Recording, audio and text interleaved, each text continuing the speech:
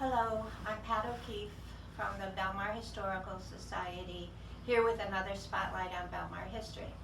Today I'm going to be talking about transportation and the importance that the train had to the development of Ocean Beach, which of course is now Belmar. So here we are in 1872. The Ocean Beach Association established Belmar. It was surveyed, they put in all the roads, all the sidewalks, everything's ready to begin to sell lots. However, the sale of the lots is not going so great. And one of the reasons is because it's so difficult to get to Belmar. At this time, the train only came as far as Long Branch, and then people had to come by stagecoach or horse and buggy. Very uncomfortable, the roads were dirt, there were often washouts, potholes, and it took a long time. Anyway, the Ocean Beach directors decided that the train was so important that they actually invested $20,000 of funds to the Central Railroad of New Jersey, the New York and Long Branch division, in order to get the train rails moving down the coast. And eventually they did move down the coast all the way to Bay Head. But the first train that actually arrived in Belmar didn't happen until 1875. So the arrival of the first train was very, very important. And the locomotives were different from the diesel or electric that we have today. They were actually huge steam engines. And I can remember as a child being at the railroad station with my parents and having this huge hunk of metal come into the station, spewing steam all over the place and whistling. I was frightened. I think I hid behind my mother. Anyway, that's the mode of transportation that travelers started coming on, and then the sale of the lots in Ocean Beach took off. So here's a timetable from that first year. And here's Ocean Beach. It shows 2 trains arriving and departing each day. Eventually that worked up to a good many more arrivals and departures.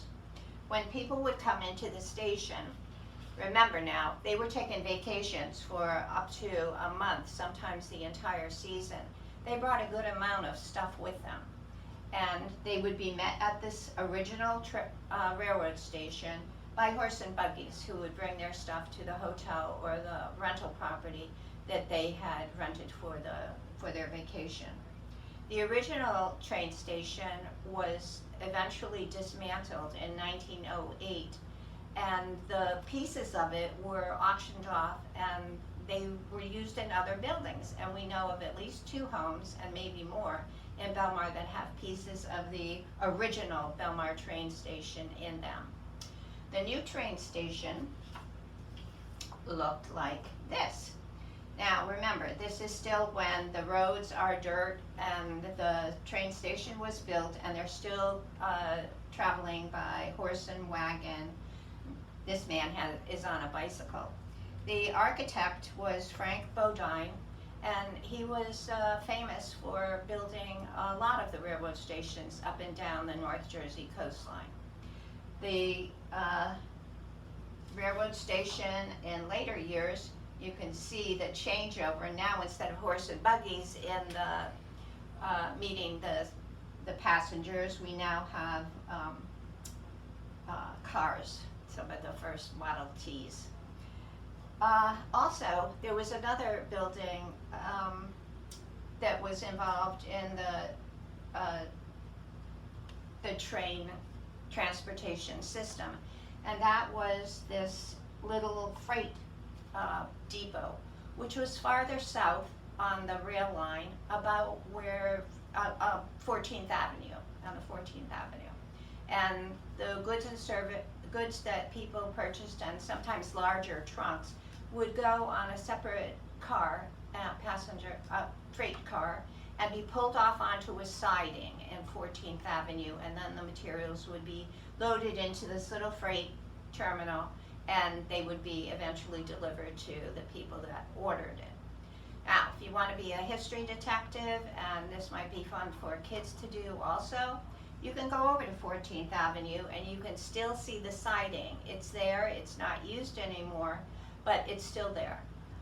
Also, if you go into Borough Yard, and on the right-hand side, you can see an old building. The paint is kind of flaking off, but it is this actual building that was moved to Borough Yard and is now used by the Public Works Department for storage. You can tell it's the same building because right up in the peak of the roof, there's a little Gothic window. And when you go over and look at the building that's in Borough Yard, you can see that little Gothic window is still up there. It's pointed at the top, right under the roof line. So I hope you enjoyed this. I want to point out one donation that we had. This is the train station that we have now. It's a model that was done by Franklin Roberts and was donated by his family. It's complete down to the very tiniest detail. It even has a little teeny tiny mailbox and a little teeny tiny phone booth. Anyway, we're very fortunate to have this kind of model because it makes it all come to life.